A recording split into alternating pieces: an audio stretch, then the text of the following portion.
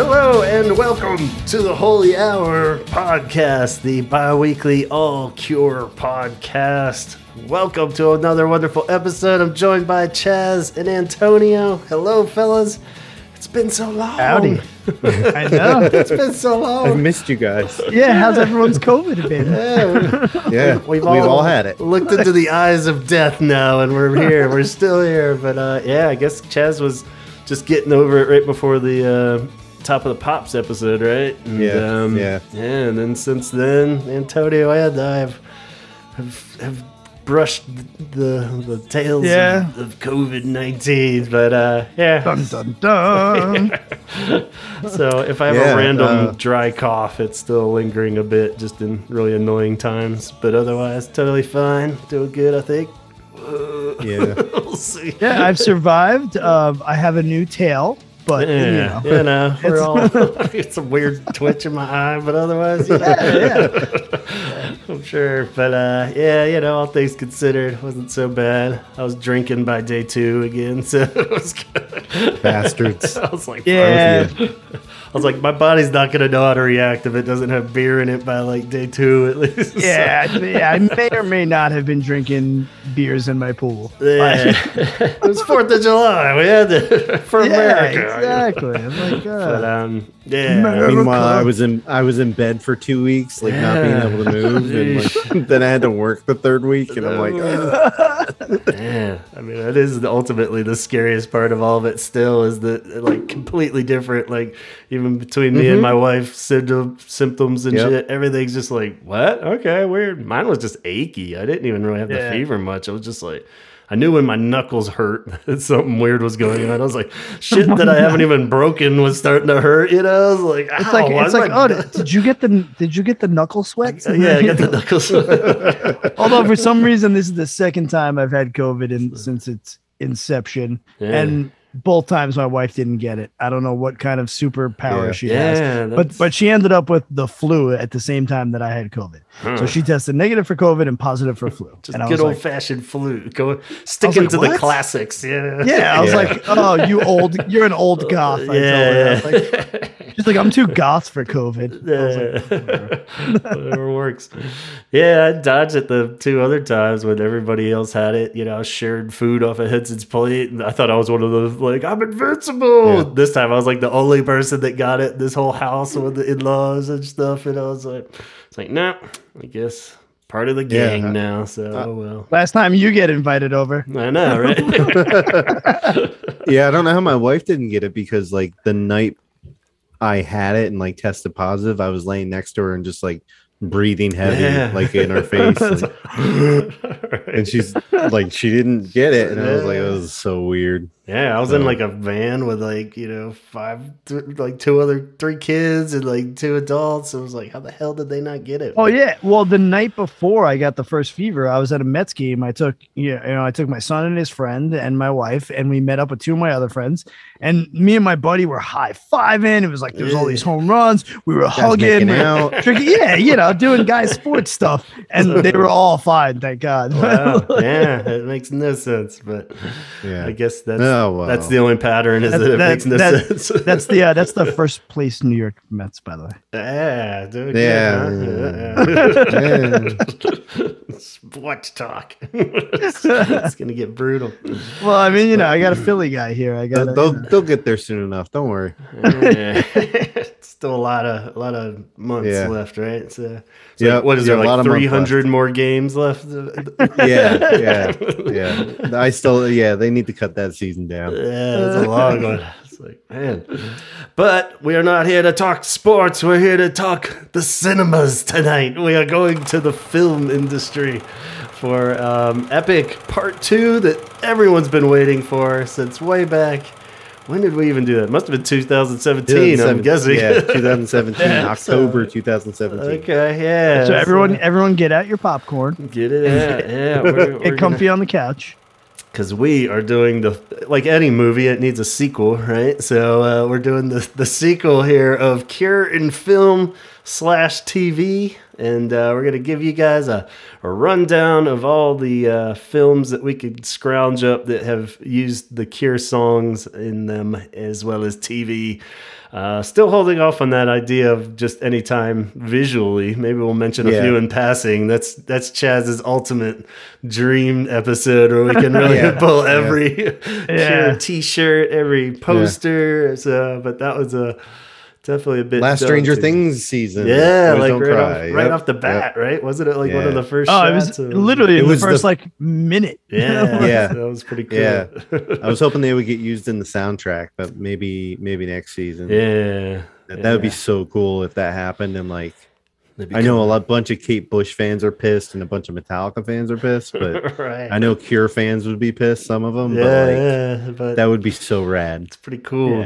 Yeah, all the other bands, like it's all like Budgie, because they use Susie and the Banshees. He's just like, hey, just letting everybody know our song was used. You know, everyone's like, nudge, nudge. Maybe we'll get another #1 hit out of this too.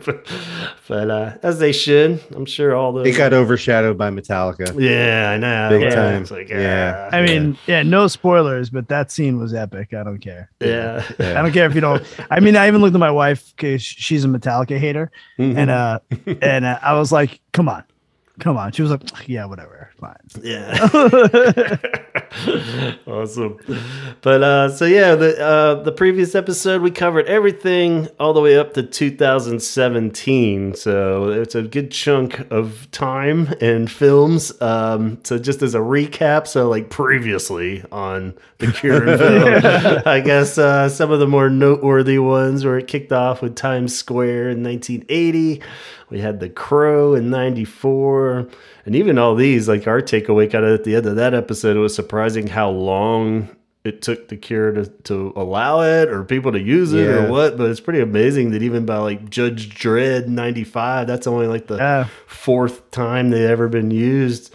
Quite strange that they missed out on the whole like John Hughes kind of train of 80s soundtracks and stuff. So especially with all their contemporaries getting on umpteenth amount of soundtracks and doing everything under the sun. I wonder if that was a conscious especially effort like there was a massive missed opportunity. I can think of multiple times in multiple John Cusack films that there should have been a Cure song. Every John Cusack film. Yeah, Every you know, John it's like Hughes film. it just reeks of the Cure. Yeah, you know, like come on. They did catch up with him in Grosse Point Blank, though. 97. That's so that's another good one. Blank. Let's see. Wedding Singer, of course, is another huge one. X-Files, just because I had the song for. I just think of that. I just thought of that movie, and just my favorite scene of that is where the guy is like, your sister, she does a little thing with my nipples. And I'm just like it just fucking cracks me up each time. I don't know why. Sorry.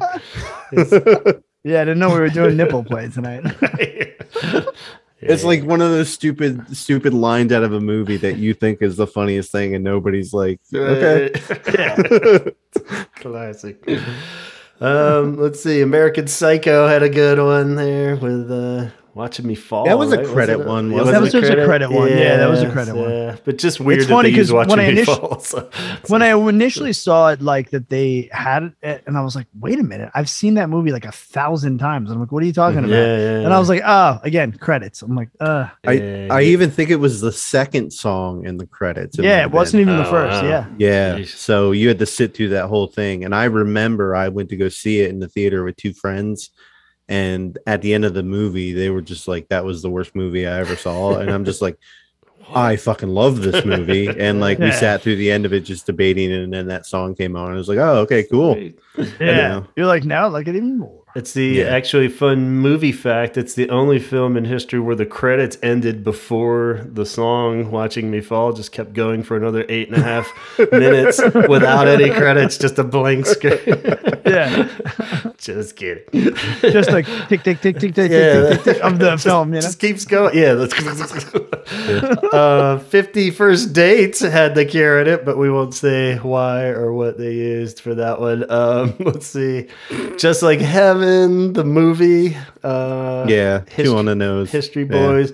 Marie Antoinette was a good usage of Cure songs for sure. That was one of my favorites. Yeah, I mean, Boys Don't Cry was in Boys Don't Cry. Yeah. The obvious ones are a Can't little. forget that. Yeah. And what else? We had Son of Rambo. I remember you mentioned that one. Yeah, great movie. That was cool. And Nick and Nora's Infinite Playlist. I forget what it was, but that was a pretty prominent one. I think Boys Don't Cry, maybe. That's probably it's always one of those. But yeah, there's a theme of which songs. Yeah, we won't spoil the endings when we say, there's a pattern of the type of song that the Cure gets into films usually, and it's not usually All Cats Are Gray. I will say that. So, yeah. we'll see. Let's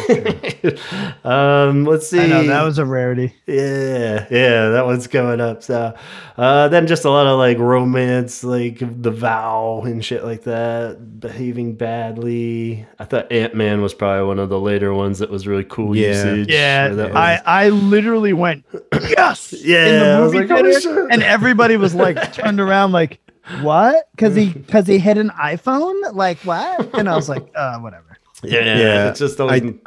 I still think that they should have just gone with Disintegration. Yeah. Because that was what he... Because that's what triggers it, right? Or something. He says like, I'm going to disintegrate you. Or it's like playing Disintegration or something like that. Yeah. Right?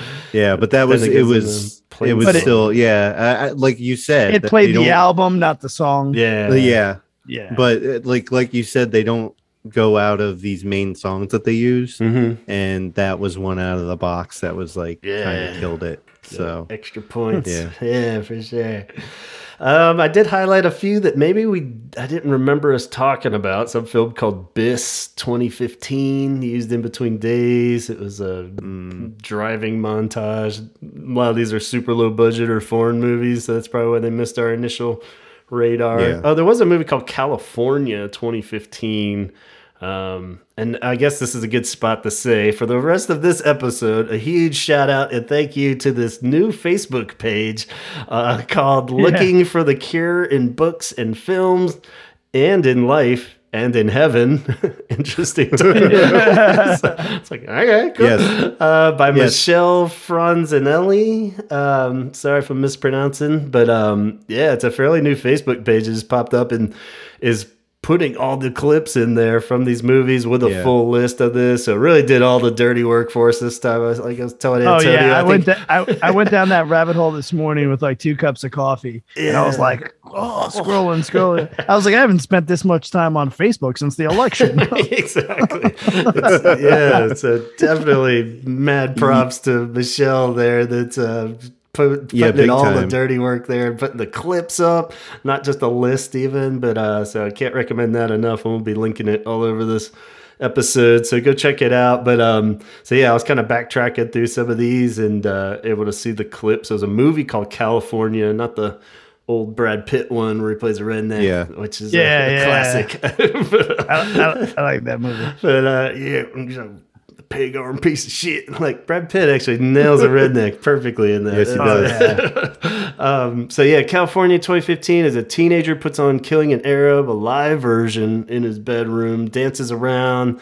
Then his girl's in there and they start making out. And then in a different scene, they're in a record store and they're looking at the top, and while Caterpillar's playing. And then he says something in Spanish, I think, and hands her a copy of pornography, and she puts the top down and then obviously buys pornography instead. Good move. But then they're back in the bedroom making out again to Caterpillar, so maybe she bought both. I don't know.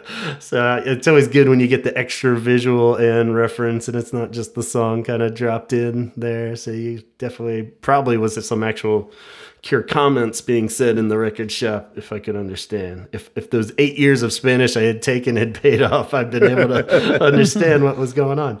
Well, technically, you're not even sure if it was Spanish. So yeah, true. So that tells you something right there. I'm gonna look it up, and it's like actually it's French. Yeah, Hungarian or something. Not too much on top of that. We kind of ended that episode with our highlights being Sing Street in 2016. which is an amazing movie and great Cure, possibly the best Cure reference in a movie. I don't know if you're familiar with that one, Antonio. Did you see that movie, Sing Street? Yeah, that one's really cool. And it, of course, was kind of what inspired the whole episode from Chaz early on. I felt like it was one of the earliest ones you and I had done together, Chaz. Yeah, one of the earliest ones. Yeah, because it was the year after we moved in here. So okay, yeah. So of course, it was great reference and extra points for using 6 different ways and not just like Heaven would not have fit in that scene. So yeah. It was. I remember watching the movie when it came on. I was like, really? It's like, wasn't shocked that it was The Cure. I was shocked at what song they were playing. If you told me on paper that they were going to use that for that scene, I'd be like, I'm not sure that's going to work. That seems I'm like, how are you using that? But totally works. It was a really cool scene. So probably my top 5 blood cleaning up scenes in a movie. That and Pulp Fiction. Oh yeah, that's number 1. True. So anything you guys want to reflect back on before we dive into the 2018 and up? We got some. I mean, other than some TV spots that we didn't really cover. Yeah, did we not? Every TV spot. So if you go back and listen, don't criticize us too much. But we kept a lot of the foreign stuff out just because we couldn't find it and we couldn't, figure out where to get it from. Yeah. But some of the stuff was like cartoons and stuff that I was really into. So like the regular show. And, so definitely. And Teen Titans Go. There you go. Yeah, which does come up again, right? In a different version, maybe. We'll see. No, I had this was the Titans, the live action. Live action, but it's the same idea, right? I saw like cyborg. It's essentially the same characters, but they're grown up in live action, more like the comics, not. Yeah, but this is they used it in the Teen Titans Go, the kids. Was it Cartoon Network? Yeah, I think so. Yeah. So I watched it. I think I've seen every episode at least 2 or 3 times. Yeah, we watched that one a few times. Yeah. It's pretty cute. I love it. Cool. Yeah.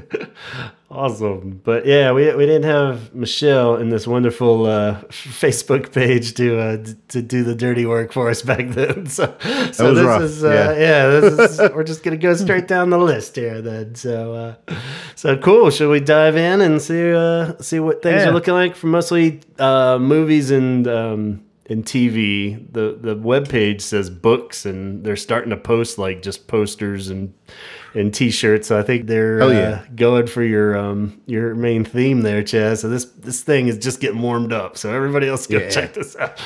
But let's start off with the 2018 film called 25 kilometers / per hour, I guess is what they're getting at.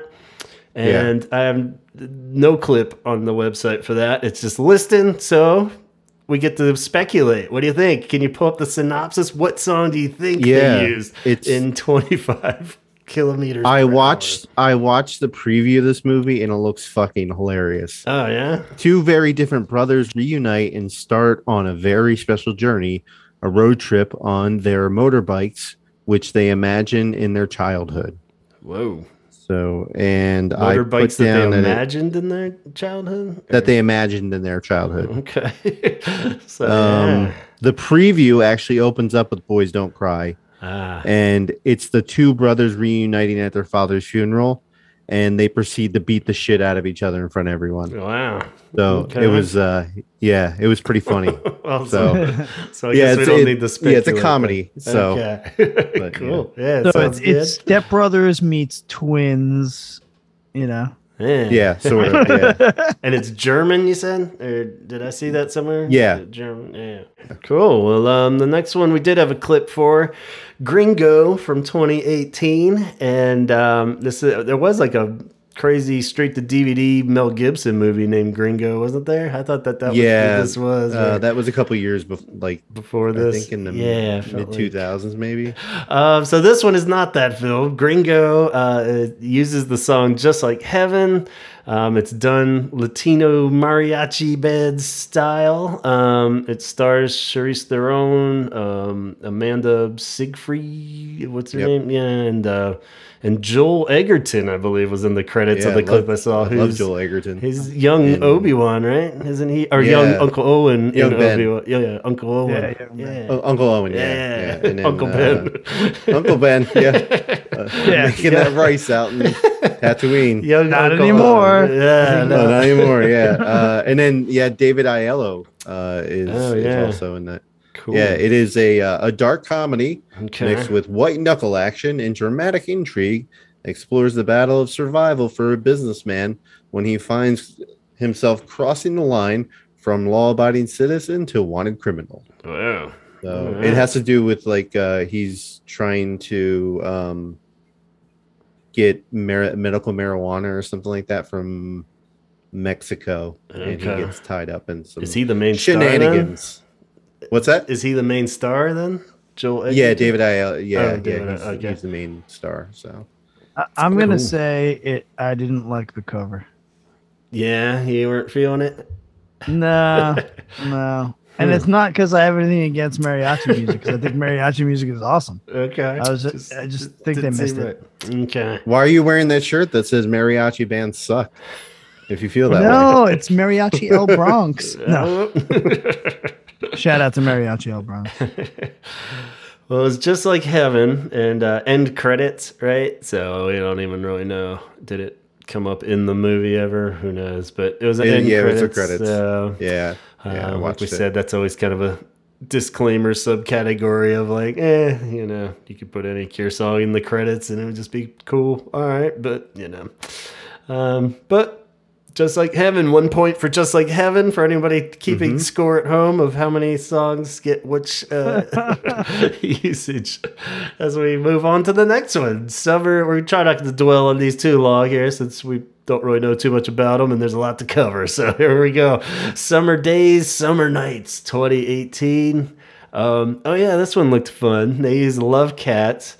My note said lifeguard trying to bang some yuppie kid. The door did squeak in time with the music though, so that was kind of cool. They opened like a little door in the back of like a lifeguard. I think it was at the beach. It was a lifeguard at the beach. They were in like the locker room. We got 5 minutes or something. They're like, Love Cats. So, kind of good, better than using, Friday I'm in Love. So cool they use Love Cats. Well, maybe it was Wednesday. Yeah. Well, you're not going to like this part because it doesn't line up chronologically, because the synopsis says it's the summer of 1982 on Long Island. JJ is working for his dad when he falls for Debbie. Oh. So, 1982. Close, but couldn't get the rights to Let's Go to Bed, maybe. So they suck. Oh, man. So close, though. They were only off by a year. So.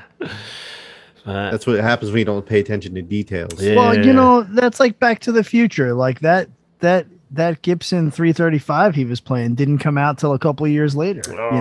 Yeah. So, he totally went back in time and tried to fuck his mom. The guitar is the least of the weird shit going on. Yes. But maybe that's a dream job for me. Is I could be the technical advisor for usage of Cure songs in films that somebody could hire me. Oh, I thought you meant traveling in time. No. That one's a little above me. I don't think I can pull that off. But yeah, I could totally tell them if they got the wrong Cure song for it. I want to take the phone call, but I'll come to the movie set and hang out too if they need me to. I kept trying to do that with Stranger Things because they just dropped so many like 80s reference things, almost to the point where it looks like product placement or something, where it was bothering me. I was like, I bet that wasn't even. And I'd Google it. And shit. Yeah, they're right. Yeah, they're right. It's like, damn it, they're good now. So they had some kind of 80s technical advisor, I'm sure. But yeah, people were pissed because they didn't think that Eddie could have learned that Metallica song in time because it came out like a like couple months before. Yeah. Maybe he was a savant. I mean, Yeah, maybe. I did read that the actor actually played guitar in it, like because he plays guitar. Really? Yeah, That's yeah. cool. So I was like, oh, that makes it even fucking cooler. So it's Yeah. not like they, they hired, like some like guitar dude to like be a stand-in and just record his film hands. hands. No, yeah, he actually fucking did it. I was like, Awesome. rock and roll, man. Good on him. So after that, we moved to 2019, and we got the classic film Dora and the Lost City of Gold, enjoyed by children By all. and other people all around the world. So Dora the Explorer, I guess this is the live action debut of it, right? So lots of wackiness just in this small clip. They're using In Between Days. It's a montage of her basically being a lunatic. She's stuck in a bus door, closes on her backpack maybe, and she's trying to call someone. But that's about all I could piece together from the clip. So clearly you guys saw the this. next one. Yeah. Clearly you guys saw this. Actually right? being I remember that being a big deal when it actually came out. Yeah. That The Cure was used in it. So People were blowing it was up one of the first big time films in a while that they'd been used in, I guess. They're like, holy shit, Dora. Yeah. In Between Days, that's like a weird choice. I thought it was like a lot of these where it's like you can pretty much put In Between Days in anything, and of course it's going to sound great and energetic and fun, but at the same time I was like, what does that have to really do with anything? Was it not that you have to match the lyrics to the emotions or whatever, but I don't know. Maybe it's a good time to ask you guys. Like, it is a tricky thing, Maybe I'm just always admire that side of filmmaking that I never got into or anything. But like, you would think that would be an easy thing to just plug an awesome song into a scene and make it cool, but it really doesn't work a lot of times. Versus sometimes it's like, that one did not work at all. It's just like you would think it would. It was like, very strange. Yeah, Yeah. It's just like what, but it's just kind of fascinating. Like when you see these ones where it doesn't work and you love the song, you're just kind of watching it. You're like, huh? They should have used Mint Car. Maybe. I don't know. She was getting stuck in the bus doors. Yeah, something a little wackier or something, like it just Or 100 Years. Yeah. Siamese twins or something. It's like, wow, this got dark quick. But yeah, I don't know. It's fascinating. I love it. Like just the usage of any kind of song and film and stuff. It really does change it. You could do anything, just plopping up a different song in there. It'll totally change the mood. It blows my mind. Okay, let's move on then. Long Shot is one I've actually heard of too. I haven't seen the movie, but love the movie. I knew it existed. So yeah, it's the movie that gives hope to all us mutant dudes out there, right? Yeah. From what I gathered. Journalist Fred Flarsky reunites with his childhood crush Charlotte Field, now one of the most influential women in the world. As she prepares to make a run for the presidency, Charlotte hires Fred as her speechwriter and sparks fly. Whoa. I didn't catch she's running for president. I thought she was just like a movie star. I laughed my ass off at this movie. Yeah, is it Me good? too. Okay. I'm a fan of this movie. Awesome. I'll have to check it out. Yeah, I thought it was very underrated. It was 100%. There was a lot of good usage of music in the movie too, not just The Cure. There was some funny music shit in there. Awesome. So yeah, they used "Close to Me" by the way during this scene. Yeah. Seth Rogen and Charlize Theron in her second Cure used film on this list. So she's clearly a diehard Cure fan. But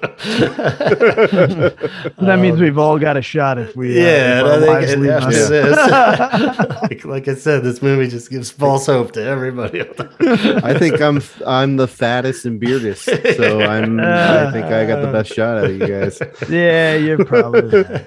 Damn it. Yeah, we sent pictures to my brother-in-law because he looked like the poster of Seth Rogen. We're like, "You're in this movie, man!" And he's like, "What the fuck?" But I was like, "No, it's a good thing. I'm sure it works out."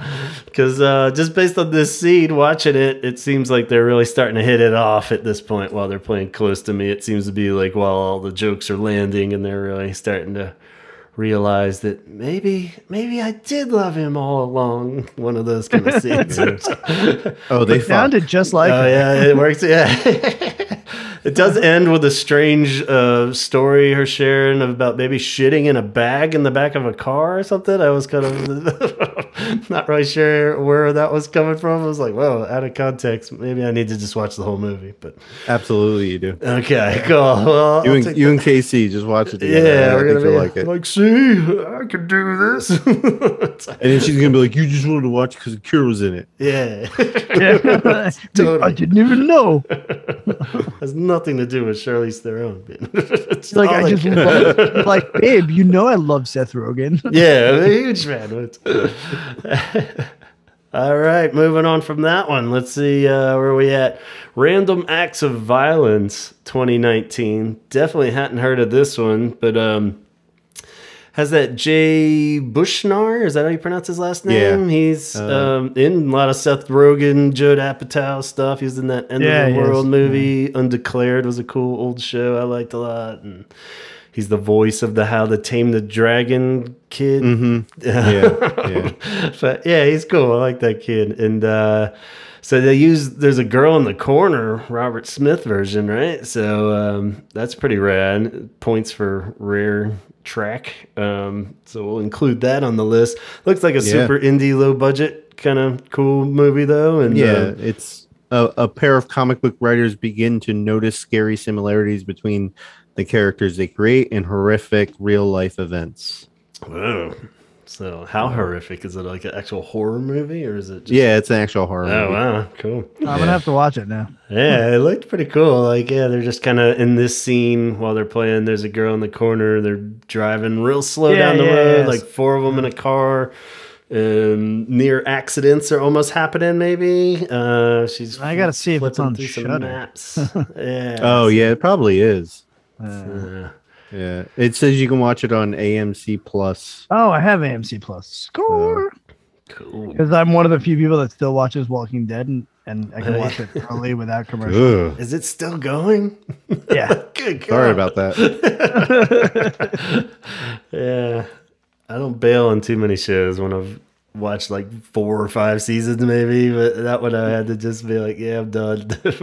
Yeah, I feel the same way. They're probably on like 15th season at this point. How many is there? I don't know. I gave up when Rick went down the river, and I was just like, that's way after me. I think I lost. Negan came into it, and I was pretty much done. I think it was like, Negan's the best character that on the show. Yeah, he was just like the 5th dude that was like the exact same thing. I felt like, oh, I thought we could trust them. Yeah. It's like, really? So, love me some zombies too. Well, clearly when the zombie apocalypse happens, I'm going to be the one that's going to survive the longest out of the 3 of us. So. Yeah, you know all the tricks at this point. Yeah. I know who to trust, who not. Yeah, exactly. I hope there's some payoff for watching that fucking show that long. You deserve to live just for making it through that many seasons. Hey, it's still the most watched show on television. Is it? Wow. By the way. Yeah, it's pretty fucking crazy. All right, this one is not a zombie movie, and there's no way I'm going to pronounce this. Any of you guys take French by any chance? No, that was Italian. That was perfect. Yeah. Yeah, how would you... Gli omni du oro. Yeah, even better. Yeah. I think you just opened the Necronomicon. Yeah, I think it did too. Who dares awaken me from my Well, I put a little star next to it because I think it's a foreign film. Yeah, I think so. Possibly French. Lullaby. Unless it's backmasked. And like it's just yeah. So Lullaby is used. The scene with the family is intercut with target practice. Okay, so the movie's actually translated to Golden Men. Oh yeah, see that's a lot easier. So a group of desperate men. Hot. golden men. Yeah. A group of desperate men unsatisfied by their lives decide to attempt a heist to a postal armored truck guard. Sweet. So nothing about spiders. No. Oh well. I guess you get it's what not you arachnophobia. Which they're remaking, by the way. Yeah. Yeah, Oh really? Yeah. Yeah. CGI spiders everywhere. Let's put 5 million spiders everywhere. Yeah. So And I am actually arachnophobic, so yeah, so you won't be going to that one, you think? no. Nah. That old one was pretty rad. I love that movie, even though it creeped the hell out of me too. Yeah, it still creeps the shit out of me. Yeah, I think even So. every shower and time I sit down on the toilet, I pretty much think of that movie still. Yeah, I know there's a and spider.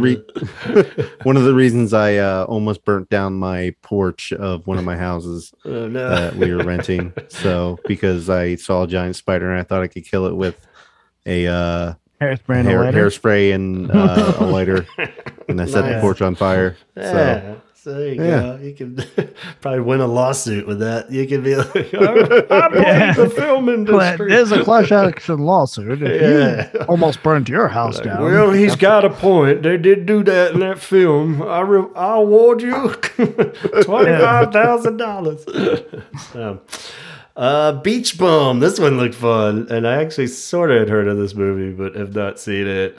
Starring our boy Matthew McConaughey. Yeah, I didn't hear of it actually. It's by the guy who did Spring Breakers. Yeah, which was such a big hit. I'm surprised this didn't like it. I never heard of it before. Yeah, but maybe that was the one I thought I heard. Spring Breakers, right? That was the one with where he had he was kind of inspired by that dude everybody's already forgotten about with like the cornrows and the teeth and the. Yeah, James Franco was in that, but this is a rebellious stoner named Moondog lives life by his own rules. Nice. So pretty much just Matthew McConaughey being Matthew McConaughey. Right, yeah, real stretch there. And Beach Bum? Yeah. There's a scene where he's flying with Snoop Dogg and George Clinton, and George Clinton's got like a foot-long blunt, and they're just smoking it all together. So, nice. Yeah.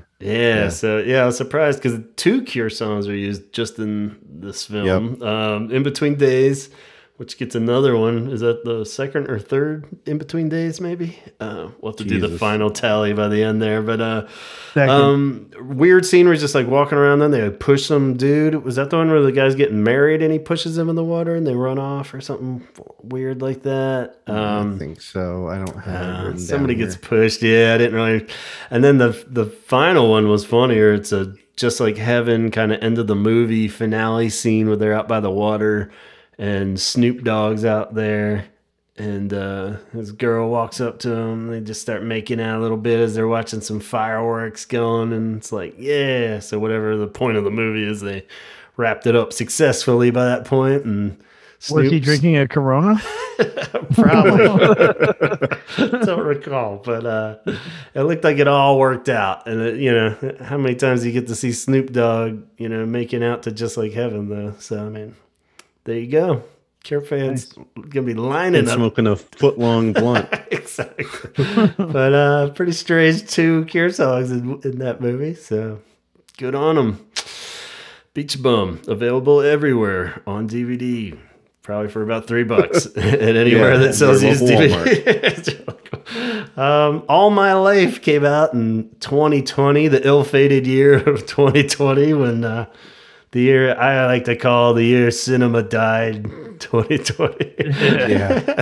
I don't have the song or anything about this one, so maybe you want to pull that up, or we could speculate. All My Life. Yeah, it's just a couple's wedding plans are thrown off course when the groom is diagnosed with liver cancer. Ooh. Oh, whoa! It's a feel-good film. Untitled, I think they probably used, right? Ugh, no, good God. Liver cancer. What song do you think they should use? So he can't get married because he has liver cancer. Pictures of you after the person died. True, maybe. Yeah. They could probably use Just Like Heaven, like after he gets cured. Yeah, maybe it works out. At 100 years, maybe if it gets real. Fuck it. Yeah. So, Well, yeah. I like how all of a sudden you got all New York. You're like, Yeah, fuck it. fuck it. I'm putting on the Cure, baby. No, don't do it. Hey, gobble go. Yeah. So don't have any more on that one. But do we have any stars in it? Or We have. I was trying to look up the soundtrack, and I couldn't. They're not listed on the soundtrack. So we got the two main are Jessica Roth and Harry Shum Jr. Oh, Harry. I know Yeah, Harry I- Shrum Senior, but Oh, okay. Yeah. Harry Shrum Jr. Jay Farrow's the only name that I recognize. Who's that? That sounds familiar. He's from SNL. Ah. Yeah, that's about it. Oh well. Yeah, I don't know. Cool. Kissing Booth Want- 2 is the next film. I didn't see this Disappointment from the first one. one. Yeah, the first one good. All I know about it is it had the girl that was in the that awesome Kick-Ass. movie with I thought it was the girl that played Gypsy Rose in the movie with Patricia Arquette, where the mom like tells her she's got all these illnesses and she Oh, does The it. Act. Yeah, I love that. That was nuts. Yeah, she was good in that. Yeah. Is it her or is it the Yeah, no, that's Kick-Ass her. girl? Okay, yeah. So, I'm thinking of somebody else. yeah, so Kissing Booth 2 just seemed like a trying to be fun kid movie anyway. Close to Me is used in the scene where the kid hijacks the school announcement system and he's like, so and so, do you love me? Send me a heart emoji or a poop emoji if you don't love me. Yeah. And I think she sends him a heart by the end, right? Doesn't it end pretty Yeah, positive? Yes. So I was like, wow, this is great. But Close to Me's used, so Yeah, I don't want to spoil anything, but there is a part 3. whoa. Oh. So, yeah. What Well, could I this- know what I'm doing this weekend. the Kissing Booth trilogy, the new addition to the Criterion collection. So I have to say what I felt was cool about this scene. Not even that I don't know. I don't even want to say cool, but what I thought was interesting is that you're using a song, an older song like In Between Days, but you're using such a current reference by the emoji thing in the, you know what I mean, where we would pass each other like notes in school, the whole like check yes or no. So I liked how that we're taking something 80s and like something great and amazing like music and adding this this new spin on what kids are using today on how they communicate and putting those two things together. I thought was a very cool, like awesome for the Cure to be kind of in that mix of things. So, I mean, I didn't see the whole movie. I just watched that clip, obviously, but that's just one little point to it that I thought was cool. I do feel like it worked. It's just making it very current because it's worlds apart from how shit was when that song was written, like I think it is a huge testament to the Cure, just that it can translate into the same teen emotions and stuff and everything. And a song like Close to Me, definitely it's like, wow, that's cool that it fit. It did seem to work really good, unlike the Dora one with In Between Days where it's just like, all right, just plug in fun song. This actually did seem to match. What are you saying, Chaz? Oh, I was going to make a joke and it just passed by. Don't worry about Sorry. Here we are, just like kissing the Cure's ass for 10 minutes. They're timeless. It's just a testament to the Cure. yeah.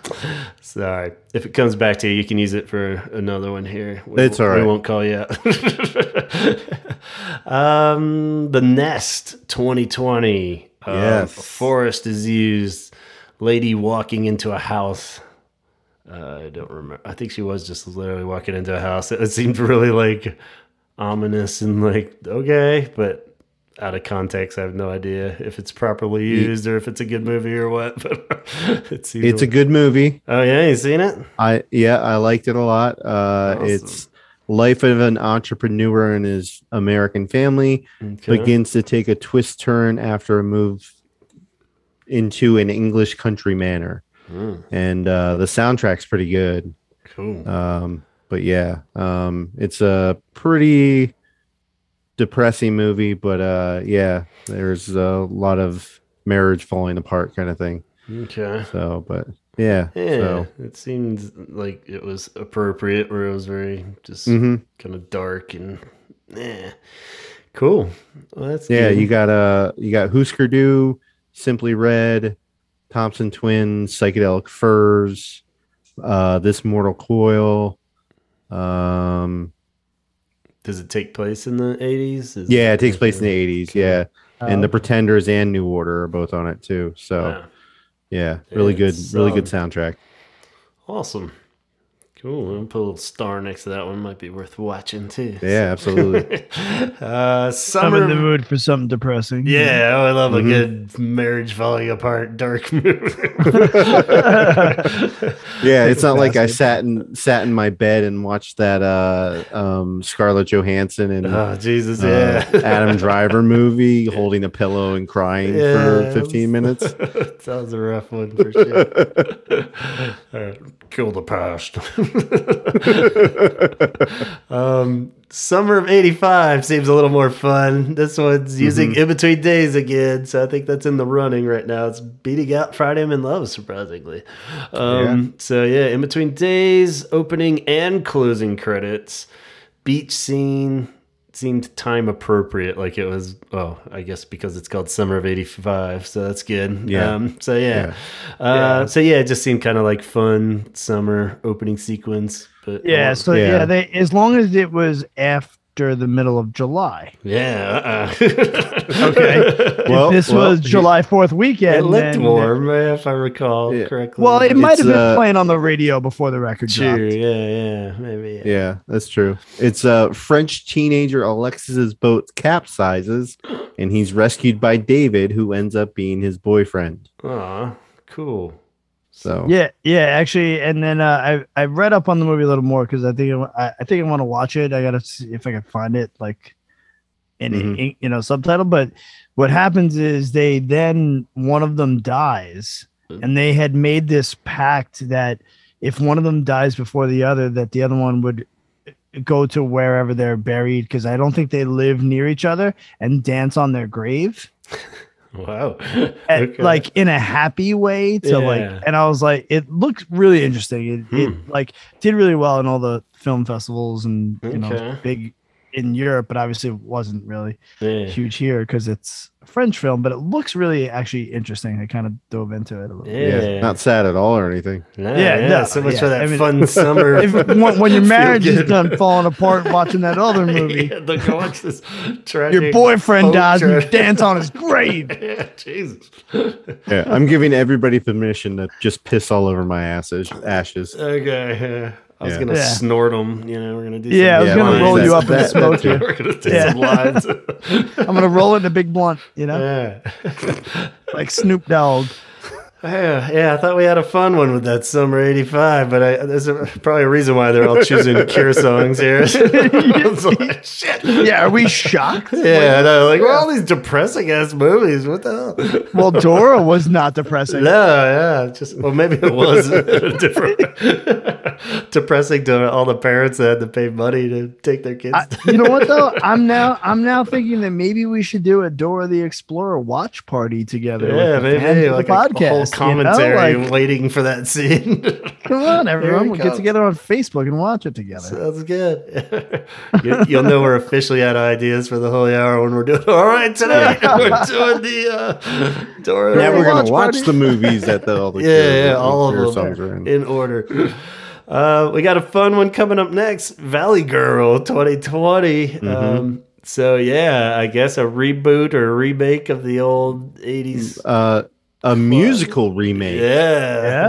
Musical remake. Yeah. This was a bit of a surprising clip when I stumbled across it. The gentleman walking down the street just slowly starts singing along to Boys Don't Cry and starts climbing up the... I was like, were they filming me? We're doing a movie now? And he starts climbing up the ladders at the side of the building there. It gets to the roof and... Then that girl from Arrested Development, right? Is she funny or something? Isn't that is she funny or something? Yeah, she's been a bunch of good stuff. But she starts singing too, and they're just belting out "Boys Don't Cry," singing it together. So yeah, the whole movie's a musical, I guess. But I don't know if it's gonna save it. What do you think? Putting Cure songs in a musical? No, I don't know. I'd rather watch the regular Valley Girl. Yeah, I remember liking that. I haven't seen it forever. Yeah. But Yeah, you know, the only musicals I want to watch is Little Shop of Horrors and Grease 2. true. Yeah. And Newsies. Yeah. Newsies. Oh yeah, you're a big old Nah, Newsies fan. I'm a big Newsies fan. Really? I thought Newsies was kind of racist. I know. I think you're kind of racist. Do Muppet movies count as musicals? They both did the Oh, songs. yeah, that's true. So yeah, I think those are definitely. the only ones I can put up with. Travel the by songs. montage. I need a montage. So yeah, Valley Girl. If you want to see a musical version, wonder what other kind of songs they throw in there. But Boys Don't Cry. Maybe the first Boys Don't Cry we've seen. Felt like that one popped up a lot last time. It is. So Yeah. Yeah, I think last time it came up a couple times. Should have been highlighting these as we go to see. But Yeah, chalk marks. yeah. So next one, 2021. Now we're into second year of the pandemic. Me, You, Madness. And this movie looks like a complete low budget piece of crap, but fascinating. I don't know what the hell's going on. Pictures of You's playing. He's driving away, and he's got his ex-girl's jewelry. It felt like maybe something's going on, and or I feel like maybe he killed her. And he was Killed wearing her, something robbed her weird. I don't know. somehow. It seemed really sketchy. yeah, it didn't seem. A young thief cases an architectural dream house in Malibu, not realizing it is the home of an eccentric female serial killer. Ooh, Oh. damn. And it has a 3.7 out of 10 on IMDb. Oh. Not looking good. Yeah. Yeah, I got Womp, that like late hours Cinemax vibe from it. You know. Oh, yeah, It's not going good, but yeah, Pictures of You. Somehow they landed that. So It would be up on USA Up All Night. Yeah, they spent the entire budget on getting that song. Good news, guys, is we got Pictures of You for the opening sequence. Bad news is can't afford any good actors, and we have to Our use screenwriter just quit. and and we're gonna have to use this 1994 camcorder to do the whole movie. One of them. Promises 2021. I didn't have a clip for that or anything. Yeah. Do you think they used the promise? It says it's an upcoming French-Italian romantic drama written and directed by Amanda Sithers. So, Okay. I don't know. Upcoming. For all you Sither heads out there. Yeah, but So, brace yourself. Promises is fight coming the out. sailor. Well, I'm going to go ahead and speculate that they're going to use the song "The Promise" from the self-titled album for this. oh, God, please don't. So, yeah. On top of that, who knows? Probably in between days, if not that. So, Yeah, probably. Yeah. All the Old Knives brings us to 2022. It's a credit song, another slow female vocal version of Love Song. The world definitely needs another one of those. Yeah, seriously. Sorry, Amanda Yeah. Bergman. I'm sure it's beautiful, but it's like, all right. And it's just going through the credits, so nothing. Oh, Yeah. is that our last film one though? Isn't it? Yeah, Oh, I think what so. a note to It's, end on. Jeez. Yeah, it's two CIA agents and ex-lovers are brought back together years after failed rescue attempts and forced to blur the lines between profession and passion in a deeply riveting tale of global espionage, moral dilemmas, and deadly betrayal. Whoa. I love espionage. Damn, man, that sounds way more exciting than another boring, slow cover of Love Song. She could have sang it really sexily. Yeah, maybe it's like real like saucy, like a James Bond. like a 007. Yeah, exactly. Yeah, with like a big horn section, strings. Yeah. Yeah.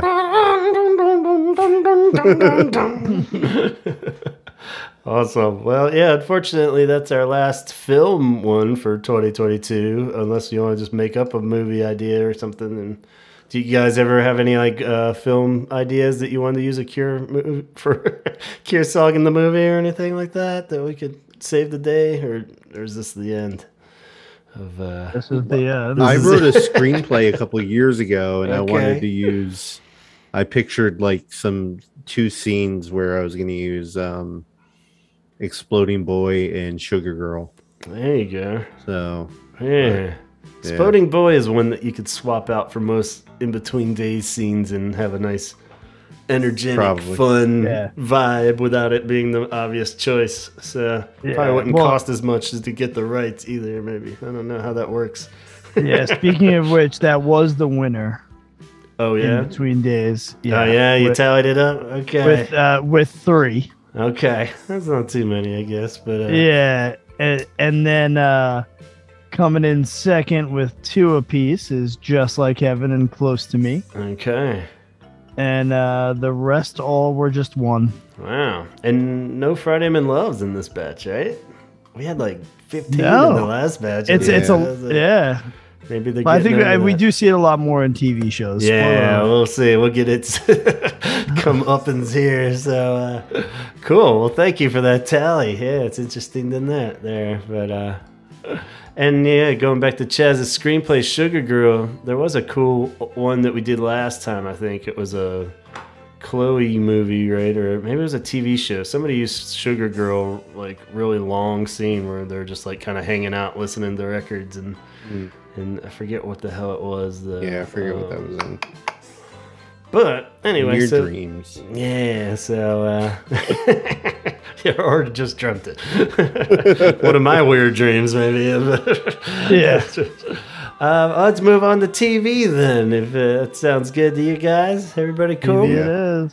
All right. You know, I don't have a lot to say in a lot of these just because I didn't see them. It's a lot here. So, Born to Kill, a UK show, episode 1, season 1. So right off the bat, 2017, 1,000 hours. So they get points for using a deep cut on that one. And this is basically a scene where it's a sad dude at a party telling his buddies how his dad died in Afghanistan. And then it That gets old a little, chestnut. Yeah, then it gets a little weird because one of his friends goes, I thought he died on a landmine, not getting shot. And he's like, what? You're going to just pick apart how my dad died now? And it gets all like, whoa, shit.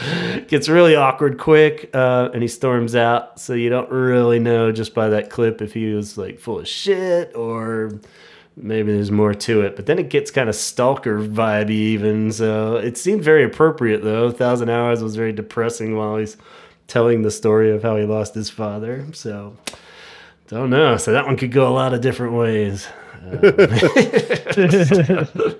But I gave him points for using 1,000 Hours and it being semi-appropriate. It seems very depressing and appropriate. So you guys seen that show? Born to No. Kill? Yeah. That's a hard no. No. Okay. Moving on. The hit show Will. The episode's called What Dreams May Come. Maybe I won't read off every episode name. I don't think that really helps anyone. But they use love song. Will. I don't know if this is like the spin-off of Will and Grace, maybe? I don't know. Love song is used, so hard to really speculate if that was good usage or not. Have not seen the show. Sweet/Vicious, another American show that I've never heard of. You guys? Me neither. Turns out they make a lot of shows that you never hear of anything about. Well, you know, I very rarely watch like regular TV too. So like, I'm curious, like, is this a streaming? Yeah, show? how many are like Is network? The fact that is we it don't know them network? probably does mean that they like got cut after one season. They're like some NBC show that who knows, but yeah. So yeah, we don't really have enough details, but I guess that's asking a lot from that Facebook page to be like, come on, we need more information. It's like, we already gave you the episode name, the season. So Sweet/Vicious 2017, they use pictures of you in an episode. So that's pretty cool. Superstore, which I do know that one. I haven't watched it, but I think it's I love that show. Yeah, is it cool? I just know that Yeah. Mark McKinney from Kids in the Hall's in it, right? Is that the one? Yeah, he plays one of the best roles on that show. Oh, really? Cool. Glenn the manager. Awesome. It's like a Walmart type show or something? Like yeah. Cool. Yeah. If you worked retail, you would love it. So. Awesome. Yes.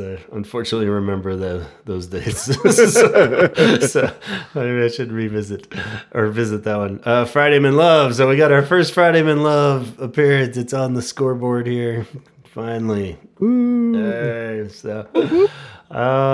Long Run is a UK show, season 1, episode 1. Let's just go ahead and say opening sequence even. In between days. So there it is. The movie with the funnest Cure song ever. No. But coming up right behind in a close race, Instinct is a U.S. show. And Friday I'm in Love. You know Instinct? Is that based off the old Basic horror movie? Instinct? Oh, no. I don't know what that is. Yeah.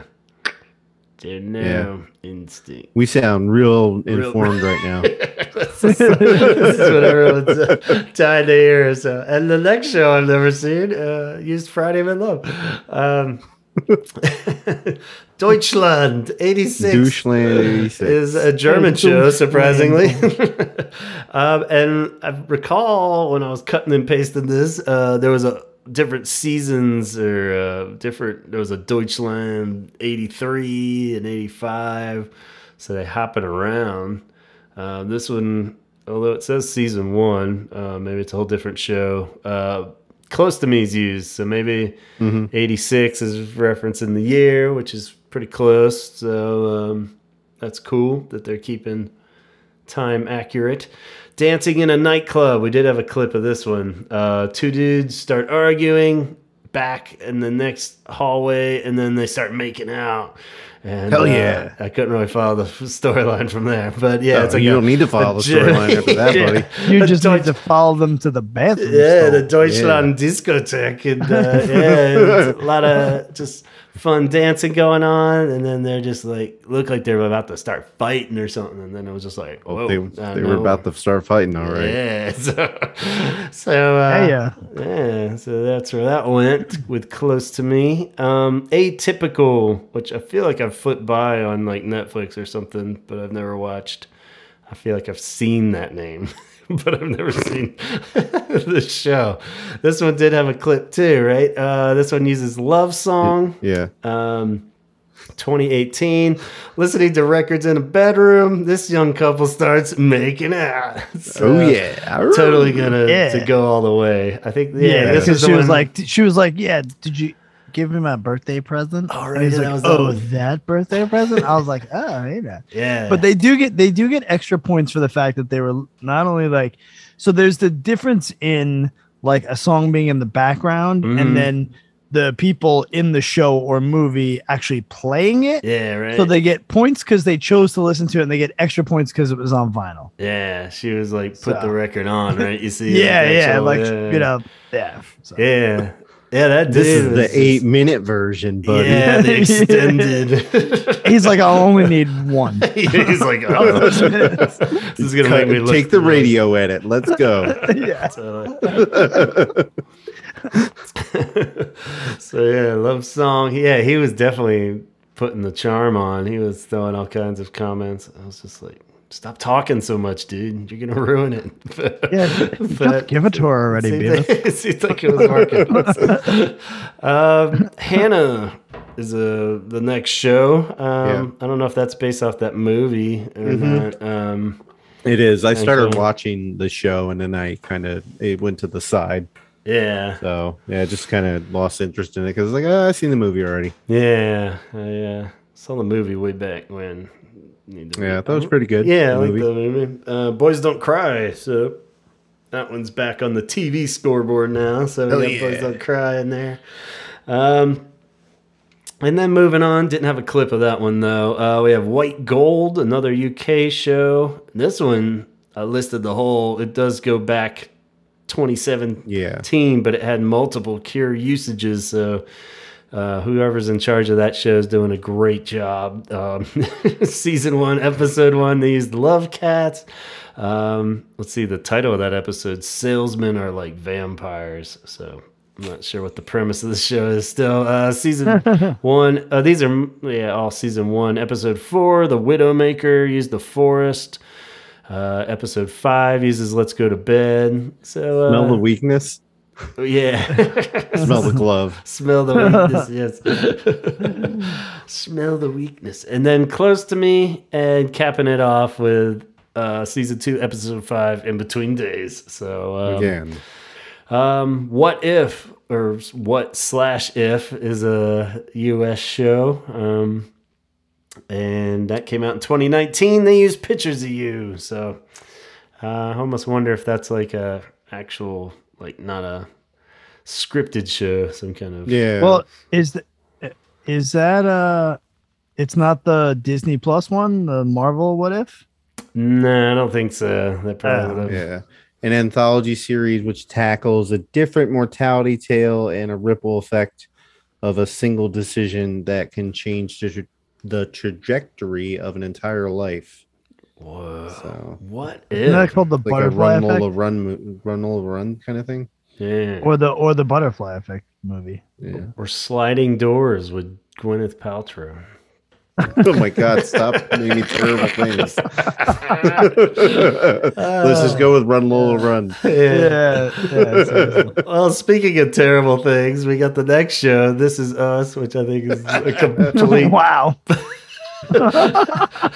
Every person I don't like's favorite show. Yeah. That's, I feel like.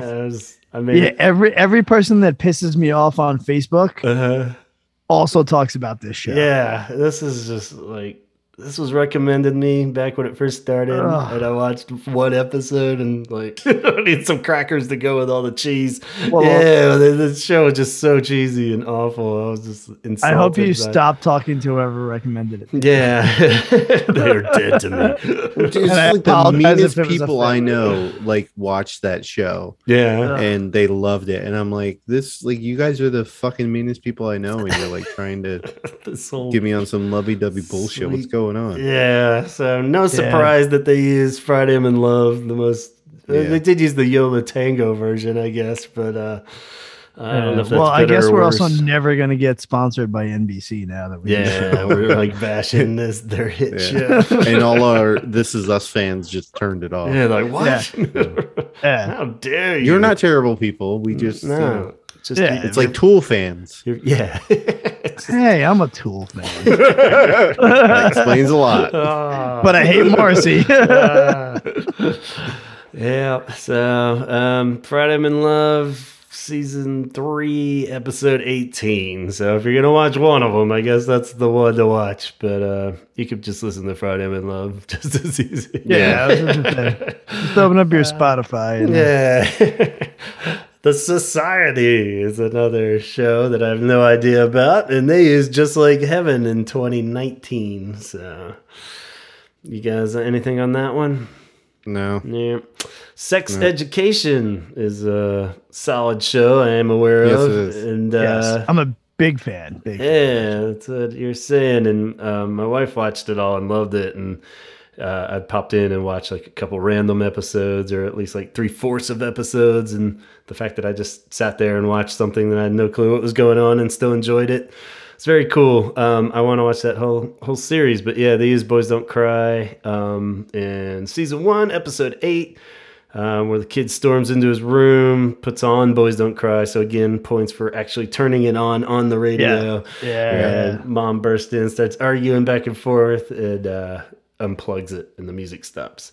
And he's totally the kind of kid too that would like The Cure. Cool. So people that have watched that show, no, you know what I mean? Like, Yeah, it seemed very fitting. yeah, totally. Like, like when he gets older, like he would totally hang out with us.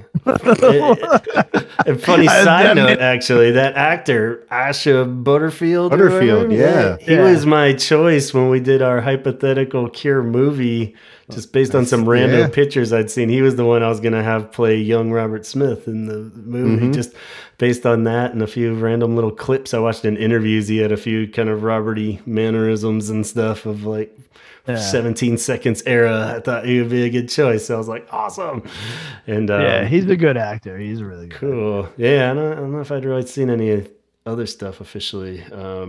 And Gillian Anderson, of course, is awesome. So so that's a good one to watch there. So it's good to see the Cure pop up in a show we've actually seen and enjoyed. So on some level. Cool. The Resident was the next one. Don't have any clips or knowledge on. Just Like Heaven is used. So I feel like Just Like Heaven might be starting to creep up as a contender. Yeah. And then we got The Politician in 2019. Pictures of You. Netflix show. I was going to get into it, but decided not to. It's like it's about a like prep school. And this dude is trying to become the president of the student council or something. So, and it's just like kind of like this dark comedy show. But, okay, cool. Some Pictures of You, good usage. Insatiable.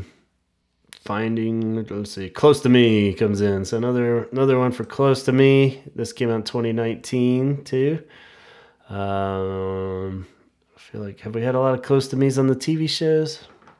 Yeah, fair amount, maybe. I don't know. Yeah, it's tied for first place with 2 other songs right now. Okay, cool. So you keeping track this time as we go? Thanks, man. Yeah, I did last time too. I got my thank you. my sticky fucking Post-its. Awesome. And your red string and it's all gonna make sense in the end. Dynasty, a remake of the old Dynasty. I think so. Unfortunately, yes. It's no, you know what? It's not even a remake. I think it's supposed to be that family now. Okay, one of those deals. Okay. Yeah, but I mean, I didn't like it everybody then, remembers and them. I'm not. I just immediately panicked at the fact that I said like the old Dynasty. Just totally shows what an old bastard I am. I'm like, any young listeners like, what the fuck? What is Dynasty? So yeah, this when they used Love Cats on, and there was a clip of that on that Facebook page backstage at some sporting function. Oh yeah, that was this one. Okay, backstage at some sporting function, 2 people were trying to put drugs in the hors d'oeuvres for this dude. I don't know. Yeah, she's like, how much do I use? I don't want to kill him. Yeah. I was like, oh, this looks terrible. They keep failing because he's like, oh, I don't want to eat that. I don't want to eat that. And then they sprinkle a little more on. They're bribing the waiter. And eventually they eat some. I don't know who we're supposed to be rooting for, though. Like the dude that's probably going to die or get roofied or whatever the fuck they're poisoning him with. Or the 2. And then they start making out because they've succeeded. Love Cats is playing the whole time. Some reason the Cure makes people want to fuck. So I'm sensing this overlap of a lot of, and then the scene ends with them making out. So I guess that's good for the Cure. Still waiting for that to happen in real life. I've been playing them forever, and I just never seen a lot of Cure babies out there. A lot of Cure babies. Gusta is a Swedish show. They use the Holy Hour because they're badass over there and are creative and using not the most obvious songs. So the song Holy Hour used on Gusta. Gusta. Guten Tag. Verdi. And then we got Doom Patrol, which this is the one that's the live action version of the characters based off of not Teen Titans, but fully grown Titans. Not too familiar with it. This is DC Comics, right? This is that's why I don't know. Yeah. So, exactly. You're a Marvel guy. I was like, that's that fucking cyborg dude, right? But he's all sad in bed while blasting pictures of you again points for the song is in the scene. Right, he's actually listening to pictures. Yeah. Someone walks in and it's like, quit playing that sad bastard music or something like that. He's like, no, fuck off. I'm sad. I'm a cyborg. so yeah. Have you guys seen that show or? No. Yeah. No, I've like thought about putting it on multiple times, and I keep going, it's DC. It's probably gonna suck, and then I don't watch it. Totally. Yeah, it seems like that cartoon's a lot more fun. So yeah, I keep wanting to watch the regular Titans one, and like my brother-in-law says it's really good, and I'm like, but there's like there's a million other things that are still on my queue that like it's not gonna make the cut. There's those ones that just always are sitting there. Yeah. Forever doomed. What's that, Chaz? You left one out of here. The show Deadly Class. Okay. Maybe I moved it, but maybe not. You have it Deadly on there? Cast? Nah, maybe I missed it. What's that one? Okay. That is I actually like this show. They used the Holy Hour and they used In Between Days. Oh, wow. Okay. It's a coming of age story set against the backdrop of late 1980s counterculture, which follows a disillusioned teen recruit into a storied high school of assassins. Wow. Okay. So sounds cool. Yeah. I like assassins. Yeah. I know the Holy Hour was used in a scene where the main character gets introduced to the school and the door opens up and they start walking down and so the song starts. Wow. It was a really good scene they used it in. And then cool. They used In Between Days on they were talking about somebody's favorite music while they were listening to it in the background. Cool. So two very good ways they used it. So maybe the most obscure one yet and the most obvious one yet of Holy Hour and In Between Days. Yeah. So yeah. Covering the full spectrum. Yeah. Awesome. Cool deal. Thank you. Yeah, no problem. Everybody go watch it. I thought it was really good. Yeah, I'll put a little star next to that one. The Goldbergs is a show that everyone's pretty familiar with, probably. Early on, 2014, so going way back. We might have even mentioned it the last one. We did. Okay. Yeah. Just like Heaven was used in season 1. Then in season 7, we got Pictures of You. So... yeah. No context though, unfortunately. Yeah, but, I don't remember. I think I stopped watching it after season 6 or so. Yeah. Yeah, but the family's based out of Philadelphia, so yeah, it seems. Yeah, I've enjoyed. So they're all episodes, crappy sports fans. Yeah, my buddy Sam. He of the Red River podcast loves this show, and I always keep going. Yeah, I'm gonna put it on, and again, I just never. Yeah, I've caught a few random ones just when the TV stayed on while I was doing something. It's just like nostalgia central, like kind of thing, you know. Yeah, none of the timelines line up in it because they're like oh really? Patton Oswalt does the Daniel Stern kind of like Wonder Years voiceover at the beginning of it. Yeah. And then he's like, it's 1980 something, and they'll be talking about like a show that comes on in like 81, and then they'll be like listening to music that happens in 87. Yeah. So it's kind of all over the place. But it's a good show. Yeah, Evan Dando was on it. There was some like Lemonheads reference or something, and he comes on an episode and just like played something, and they're like, he was auditioning or something for their band. Yeah, something weird. But I remember just watching that clip. But I remember even thinking, I was like, isn't this supposed to be more like late 80s or something? And it was like not quite there with the Lemonhead timeline, you know. I was like, okay, but close enough, whatever. You're like, it's just Lemonhead, so I'm cool. Yeah, it's like whatever. Just put him in there anywhere. It'll be good. 13 Reasons Why. Again, we talked about the first season in 2017 when they used Fascination Street. It was a kind of sad looking out the window scene, if I remember correctly. Yeah. Used Fascination Street as opposed to all the other sad looking in a different direction scenes in that show. But so this is season 3 now, which based on the clip there, it looked like totally different cast. Is it one? Do you know if they just redo it each I have no clue. I watched the Yeah. first season and just kind of was like, man. Got your fill, yeah. Yeah. I'm like, I just don't want to be in that mindset. Yeah, like, that's kind of where I was with it. I was just like, man. this is not what I want to spend my night watching, you know? And Yeah, I'd rather watch, if I'm going to watch like a teenage angst thing, I would rather watch Euphoria or something like that on HBO. Yeah. So this one was a kid in a cop car in this scene. It looked like a crime scene going on. I got the vibe like the dad was the cop and the kid had done something horrible and he was trying to cover it up for him. One of those deals. A British girl's voiceover. You mean a crooked cop? A crooked cop. And a shitty teenage kid. Yeah. Huh. Never heard of either of those things. Yeah, definitely. Then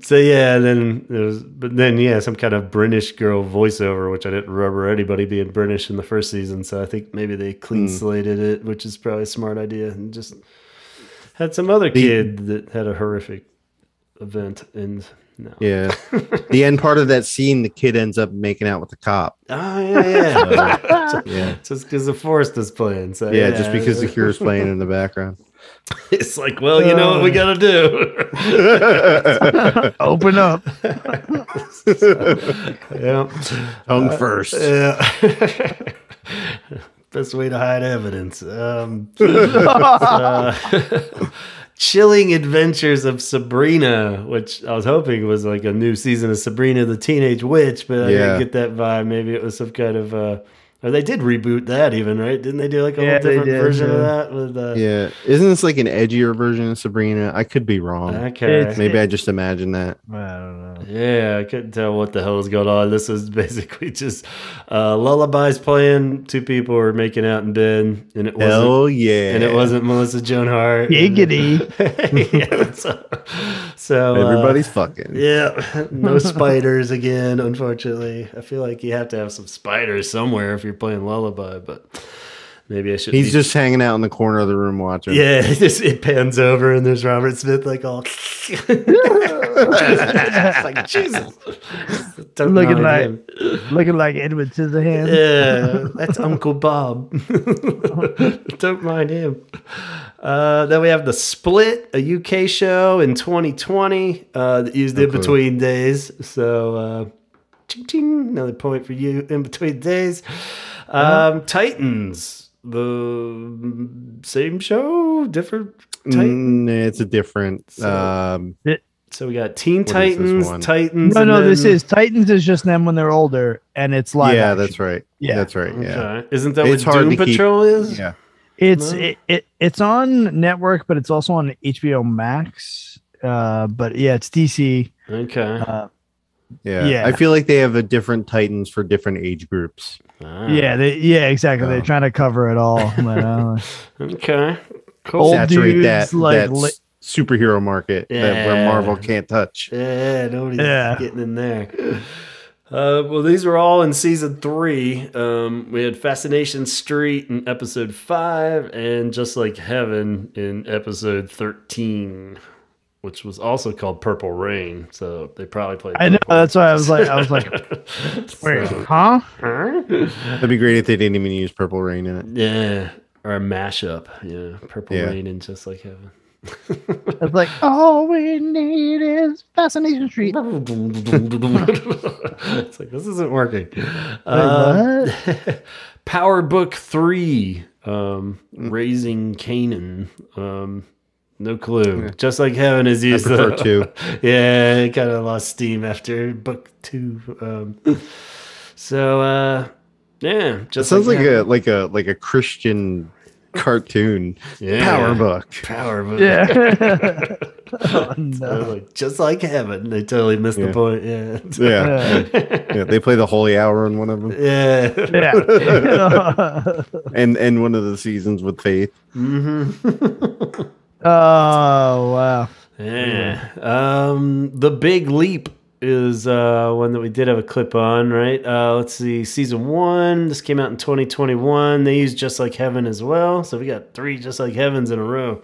Some obnoxious guy doing overly happy jaunt down the street. Oh yeah, this was like the Life is Great kind of sequence, and they're playing just like Heaven, and he's like kind of doing a musical routine, but I don't think everybody else is fully on board. So he's like jumping on the back of the trash truck, and yeah, well, it was kind of like Spider-Man 3. yeah, yeah, exactly. It's kind of like he's acting out the words too. It was kind of funny. Yeah, it's hard to tell out of context. But then it was like might have been too much cheese for it to be funny. So I was like, yeah. And I felt like when you imagine yourself in a music video. Yeah, one of those dudes. He was definitely imagining it a lot different. And then I felt like something drastic happened at the very end, like where he walks in and somebody's like, "What are you doing?" kind of thing. But I could be imagining. Then he was hit by the garbage truck. Yeah, Nice. And then he makes out with somebody. yeah. Outcast, the show. Should have been Not the band. Should have been the Sorry, rapper. it wasn't the documentary on Outcast. Season 1, episode 1. They use short-term effect, which is pretty rad. Bravo. And it's a American show, so that's extra cool for deep cut. And then they're like, well, we better balance this out real quick. Episode 4 they use In Between Days, but it's a cover version. Yeah. Slowed down. I don't know who covered it though, so we didn't have a clip of that one. Ben Folds' version maybe on the piano. Yeah. So who knows? Amy Mann or something like that. Yeah, always just slowed it down. Promised Land. Pictures of You is used in episode 6. This also came out in 2022, so we're all getting close to current time here. Yeah, I actually thought that was that Matt Damon movie that came out last year, and I was just like, oh, that's cool. They used it in it. Yeah. When I saw it on the IMDb page, IMDb. Yeah, DBDBB. IMDb page. I'm in the bed. So yeah. Yeah, no, just Promised Land. No clue. The Curse is a UK show. Season 1, episode 4. All Cats Are Gray gets used. So huge points there for pulling out a rarity. Voiceover of some monkey and cat story. Oh yeah, somebody's telling some weird that's the story of the monkey and the cat. I was like, what? While dudes in suits throw things into the ocean, they're pissing in a urinal, and then they get out of a taxi. This is a fever dream? Oh wait, yeah, this COVID was just dream. some weird COVID shit I was thinking. And it ends with like a nervous lady smoking while watching the dudes from outside go into a building, and it fades to the credits. So it was like Wow. some kind of serious like gangster vibe I was getting, like it was some kind of tough guy Sopranos type deal or something. I don't know, but little too much out of context, but they're using All Cats Are Gray, so that's cool. And a serious song, very serious scene. So if you're into that kind of thing, go check out The Curse. That's the only sales pitch I can watching get. it just from the confusion. Wait, what? The Loot, as we start to narrow it down, 2022. They use Pictures of You. A guy gets a package at his door, and he smiles real big. Song starts to play, and it fades to the credits. So it's kind of that. Yeah. You know what that package is, right? Yeah. Pictures. Somebody to make out with. Make out with some pictures. He's like when I said send nudes, I meant via text. Yeah, what is Not this? mail them to my house. In like frames, pictures frames. Yeah. Like Walmart frames and shit. Clunky. So then we get down to the last couple. This is one of my personal favorites, the Million Little Things, which is a show I've been aware of, but I've never seen. It seems right up there with This Is Us on the cheesy factor. Just a totally ridiculous white people show that they try to, put as many people in as possible. But season 1, episode 8. This episode almost seems worth watching just for its ridiculous value. But they use Love Song, and it's a dude drinking whiskey while flying a plane with this lady, and I'm like, this is ridiculous, and it clearly becomes a dream sequence. I watched it in utter confusion. Yeah, I was like, is this fucking for real? He's all like, whatever, man. If you're gonna drink, now's the time. Or so she's like, this is why you're always in trouble. And You don't even know how to pull the plane up. Yeah, and he's like, well, I'm fucking doing what I want. It's like, and then she wakes up and she's like, and that's how he died or something. Like he was communicating. Like I think he really did die in a plane crash. Maybe not. I don't know, but he's dead for sure. And she's like, I could have saved him was the vibe I was getting. And then that same episode ends again with Love Song, but this time performed by Gabrielle Mann in a really sad, slowed down piano version with bad vocals. Sorry. Why didn't they just use Adele? Yeah, I know. They were like, well, we can't afford that. So they were going to have Tori Amos do it. Yeah. Same girl. She's crying this time, but now she's talking about the dead guy, and then she's the pilot. Oh, wait. It loops back to the dream sequence, and she's flying this time. And he's like, it's okay to let go of me. And like, it's her like working out the fact that he's dead or something. So she's in the pilot seat now. And then season 4, they use Just Like Heaven. And this one's a funny one where it's just a totally rando scene where it's like 2 kids pop up from behind a couch when the dad walks in. And they're like, hey, 2 young boys together. And they say, so we're back together. And it goes, whomp, whomp, and Just Like Heaven just goes, just like heaven. It's like, oh, dad caught us doing some dirty stuff behind the couch. And he's like, whomp, whomp. Oh, well, as long as you're happy. And so that all works out good. And seems like a horrible show. I guess the whole premise of that show is something like people die and then they all like figure out how to deal with it or something. Maybe it seems like. Oh, so it's Lost. Yeah. Spoiler alert. So I don't know, but those are a few enjoyable clips though, just for like what the hell is going on. Umbrella Academy was the last one I had, and a fairly newer one, and a show I'm aware of on Netflix but have never seen. Superhero stuff, right? Is that some superhero business going on? Again, no? Umbrella Academy. Yeah, they not super. Yeah. It's based off a comic book. So yeah. I watched the first season, half of the second. Okay.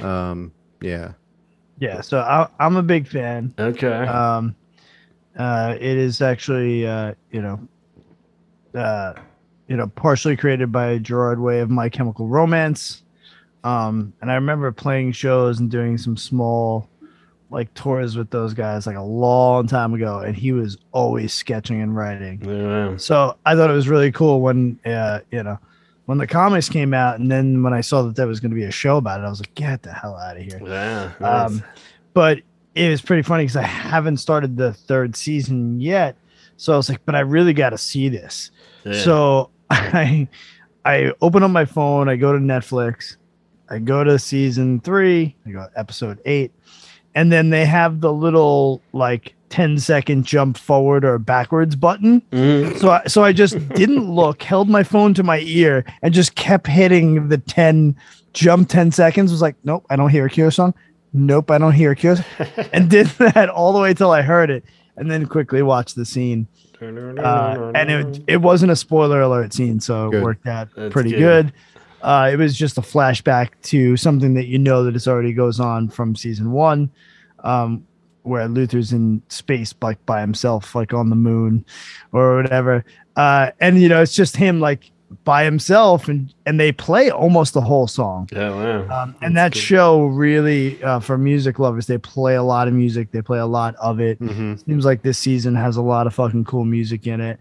So he's up there, and it's like, goes through the days of the week, and there he is by himself. He's like working out, or he's playing solitaire, or he's doing this. Or, so it's kind of it was funny. It was good placement of it, and like I said, from what I heard, there was like a lot of music in that episode too. Nice. So I guess the show being primarily written and being produced by a musician, there's like really cool usage of music throughout the whole series. So kudos to Gerard. Cool. Yeah. Well, that's awesome. It seems like a good creditable one to end on there, as that brings us up to 2022. So yeah, it's good to suppose. I have a couple notable misses. Oh, okay.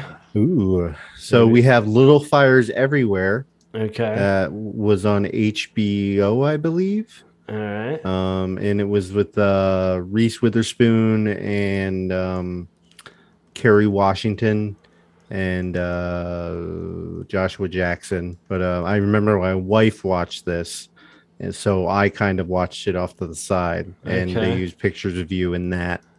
But I don't have the episode number. Yeah, no worries. And then where was the other big one? The Crown. Okay. I remember that was did we talk about that in the last one? I don't know, but I don't remember. No, because it that was 2020. Okay. Yeah, that was a good one. That was like Boys Don't Cry, right? Wasn't it? Yep. And then The Flight Attendant. Okay. They used the song All to End. Oh, nice. Yeah. I remember I watched, because that was another thing my wife watched that I kind of watched off to the side. And I remember that being in there too. Nice. And you'll appreciate this one. Right. Friday Night Football, the soccer. They use the song "How Not to Drown." Whoa! On from awesome. one of the, I guess, the montages or something. Nice intro, outro. Ugh. Yeah. Okay.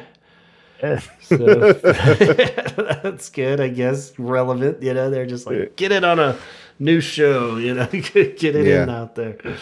But cool. But yeah, those are the extra ones, and I just wanted to mention those because I know that some people would be upset if we out. Especially some big ones, The Crown and Flight Attendant for sure. Huge.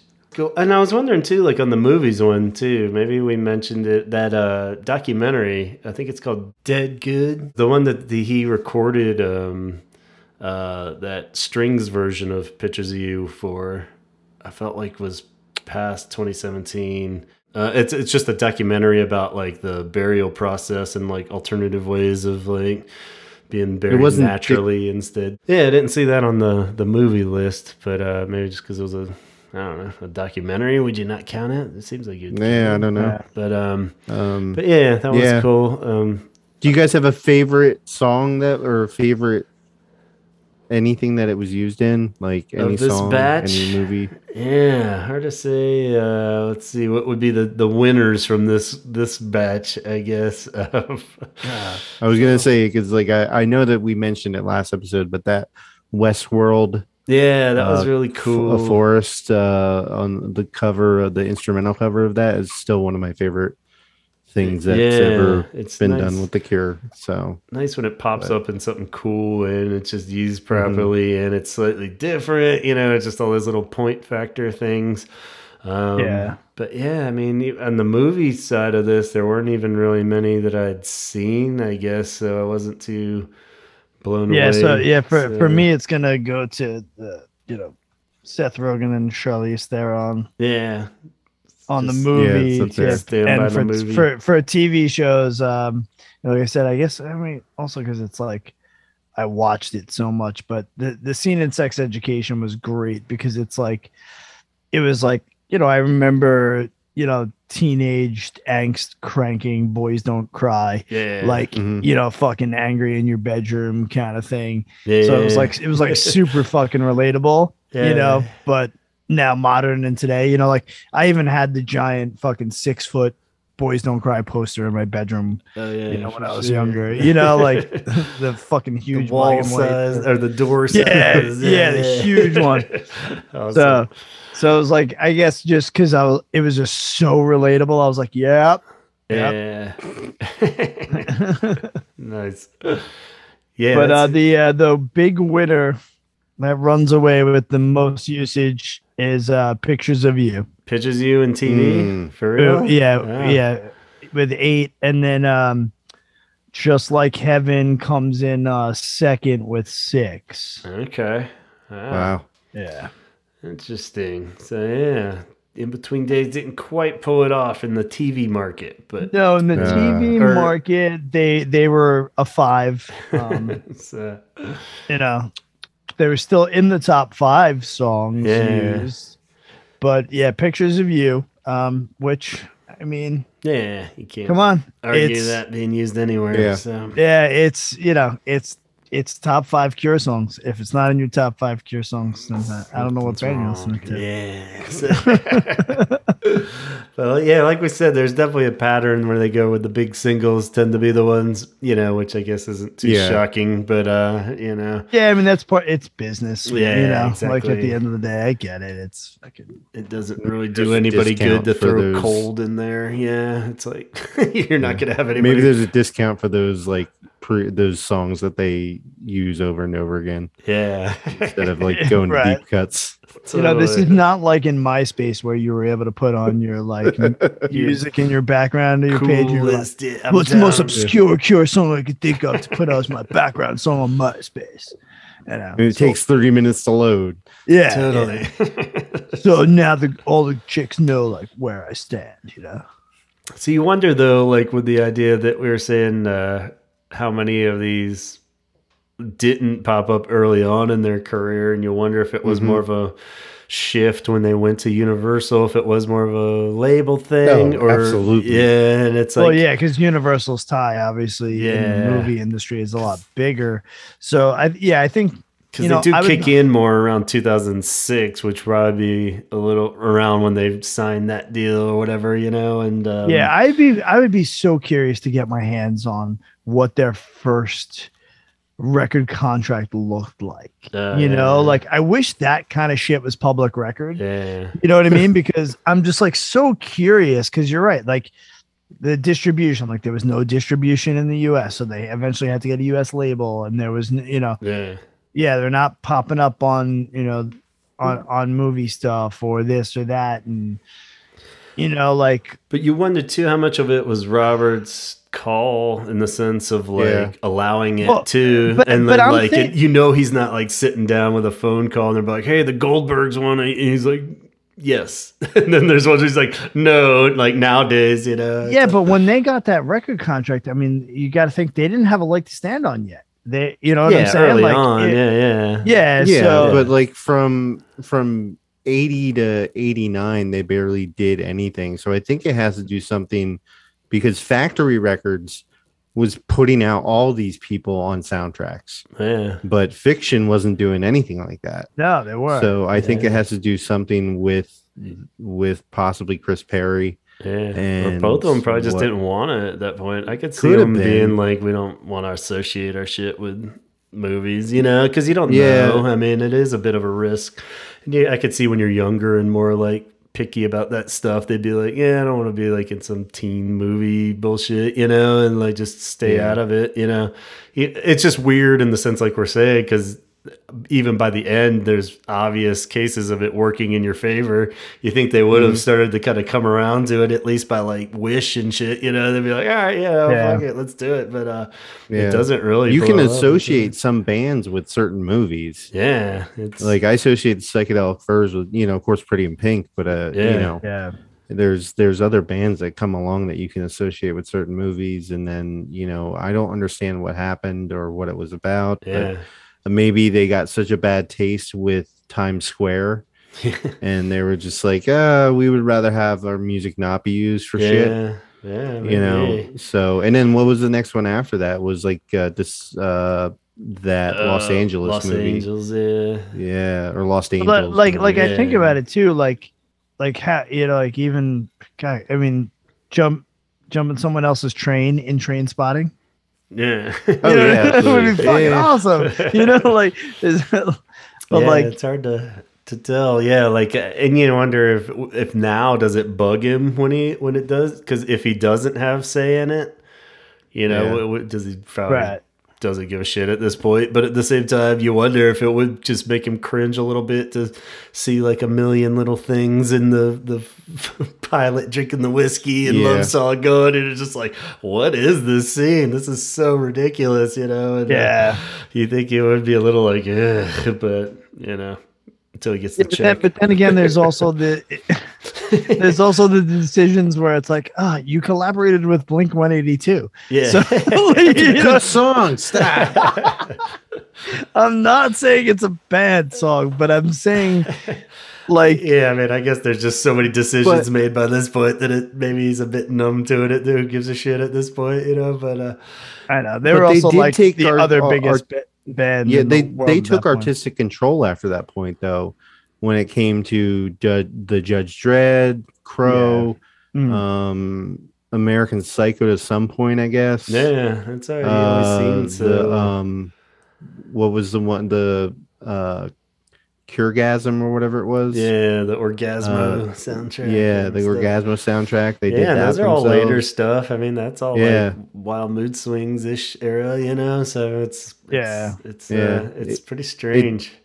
It gets me to believe more. It's we want to have control over what our music is used in, and so we want to see the movie first, and they're like, no, you can't. Right. Okay, then you can't have my song. So fuck off. Yeah, if anything, he tends to be more overly involved. It seems even like that documentary thing where they just wanted to use pictures of you, and he's like, "No, I'll re-record it for you." And that Luther soundtrack was that way. The Luther show, he did that too. They wanted to just use a few hours after this, and he's like, "No, I love that show. I'll re-record it." And they're like, "We just kind of want to use the old version, but whatever, cool, man." It's it seems like when he does get involved, it's almost too much, if anything. But but then if you re-record it, it doesn't have anything to do with the original contract. That's a huge point too. I keep hearing about that. That's why like Twisted Sister like re-recorded their entire an entire album. Like a decade ago, because now the record label wasn't getting all the money for it, and I've been hearing about bands doing that for like commercials and stuff, where you make it exactly the same, but you record it. So as long as it's a completely other recording session and you own your publishing, but you don't own the song because the label is owning so much of it. So, and that would probably make sense for if he likes the people, like for that small documentary. He wouldn't want to have to make them jump through all the hoops of getting pictures of you. So it's easier. And if he cares to go the extra mile for them, he would just rather record it and then they can just get it and use it. You know what I mean? And probably for Luther too, he liked somebody on that set or something and was able to just like, fuck it, I'll give you this version and you won't have to pay anything or a smaller fee or something, So. Yeah, right. Or just, like he'll just be like, a minuscule percentage of gross, like where the label is going to, every time that movie plays, the label's getting paid. Yeah, exactly. So it's different animal. Yeesh, crazy. It's always about money, man. But, what can you do? But I guess that's catches us up to where are we at? What month? July 2022. So there's bound to be more on the horizon, and there's bound to be some we missed, and of course we missed in the past or whatever. But you can't catch them all, They're like Pokemon. They're not Pokemon. No. But here's to the Cure being used in the new Dune movie. When Shia comes out of the sand. Reasonable request, right? Yeah, let's get him a starring role too. I think he'd be great. And, so that'd be cool. Yeah, is that your dream? Maybe that's a good question to end on. Your dream project that you would like the Cure in? What would you? Oh man, he's already in Marvel. Yeah, a Marvel project. Yeah. I don't know. I would really like to see a Paul Thomas Anderson movie that's based in the 80s. All right, here's one. I want to see the Cure featured in a Tarantino movie. Whoa. Okay. But apparently he's only doing one more, so I don't know. Gotta make it count then. And he's got like this weird spot of like 70s kind of thing. Yeah, it wouldn't surprise me if he's never heard a Cure song. Like, what? I never heard it. Hey, well, I mean, their first music was late 70s. Yeah, it could work. It could work. How about I'd like to see it used in more horror movies. Because there's enough stuff that totally could work. Yeah. In a in a horror film, you know. I mean, they made it work in it. Yeah, And that had nothing really to do with the horror, you know, I mean, that scene kind of did, I guess, but the song usage wasn't during a horror scene. Yeah. But I would like to see it used in more different things, like maybe some ghost horror or something like that. Yeah. Yeah, but I could definitely even see some kill scenes with Cure songs in the background. Yeah. Some pornography era stuff going on for sure. Yeah. Some vampire bullshit for Faith or something would be good. Yeah, totally. They're totally like they could totally be in vampire movies and like shit like that. Maybe it's a little bit too on the nose. It is funny though, for what a doom and gloom band rep they always get. All these like 90% is like the fun montage of cutting loose scene, you know. It's like you know, like blood flowers playing while a vampire is like dripping blood down some girl's knee. Yeah. Let's get some literal stuff. Yeah, some straight literal. The movie's gonna be called Blood Flowers too. Right. Yeah, they're all like just fun, young love, make out, whatever, have a good time thing, and so which is kind of cool, but surprising too. So lots of potential. So so I guess we'll leave you guys on that note, and thank you guys, Chaz and Antonio, for the teamwork there of looking these things up and taking tally marks of making this scrounge up the little information we can on a billion TV shows that we've never seen in particular. So and I guess another good shout out for that Facebook page that guided us through all this, the looking for the cure in books and films and in life and in heaven webpage on Facebook. Michelle Franzanelli. Yeah, shout out to Michelle. So thank you, and keep up the great work on that page, because it looks like it's still evolving and almost to the point where nobody's even really commenting. Everybody just seems to be waiting to see what the next weird little clip is. I was like, cool, I've never seen this either, but we're all watching in anticipation, so thank you. And well, let us know if we missed any in particular, of course, on the Facebook page, and we'll let you guys go since the hour is getting late. So yes. Ooh. Cool. Oh, also before we check out, Antonio's got a show coming up that will this episode will be out beforehand. You want to give a quick shout out and details to your show coming up? Yeah, August 5th, my new music project, Cult Leader with a K. We'll be playing its first show on Long Island in Bethpage at Mr. Beery's with a band called Hyro, a band called La Macchia, and a band called The Rook. It's going to be a really good show. I'm super excited about this project. It's like a new music venture for me. It's very like it's very play like polka and kind of mariachi. It's a little mariachi music. Pure polka covers. It's like synthwave, post-punky kind of very cool stuff. So looking forward to it. I got 2 singles out called first one is Believe, and the other one is Dance With Me. They're on all streaming services and all that fun jazz, so check it out. Excellent. Yeah, they sound great, and definitely put the links for those. And if you're in the area, go to the show, or if you're up for a long drive, go to the show. Yeah. So cool, man. Can't wait to hear Chaz, how you it can goes. be here in like 3.5 hours if you Hey, you got it. Well, if I leave right now, there's not a lot of traffic. I can. That's true. There you go. Cool, man. Awesome. Well, thanks again, guys, and thanks to everybody out there for listening, and we'll see you next time around at the movies. So, do little things with my nipples. Hope you enjoyed your popcorn. Talk hard. With you here by my side, a love no one can never take. All right, again, a very special thank you to Chaz and Antonio and from Michelle for making that Facebook page with the list of all these wonderful films that featured The Cure. I recommend you go not only check out that Facebook page, but then check out these movies and those clips and get in on the action. And of course, a giant thank you to you guys out there for listening. And we love to wrap up with a special shout out to our Patreon crew. You guys are always appreciated, and thank you for your support of the show. If you would like to be a part of the Patreon family, please go on over to patreon.com/The Holy Hour Podcast and check out all the fun that we have going on over there and be part of the crew, much like Danny and Amicio and Donna and Craig, Jeff Hilton, Jeff Cortland Jones, Suzanne, John, Ben, Allison, Alan, and Dione. And of course, Scott at the Sarlacc Digest, who you can check out his awesome All Star Wars podcast every Wednesday night, 8 p.m. Pacific time, where they hash out all the greatest and upcoming Star Wars information. It's a wonderful show. Be a part of the action. You can catch them on YouTube or past episodes everywhere you listen to podcasts.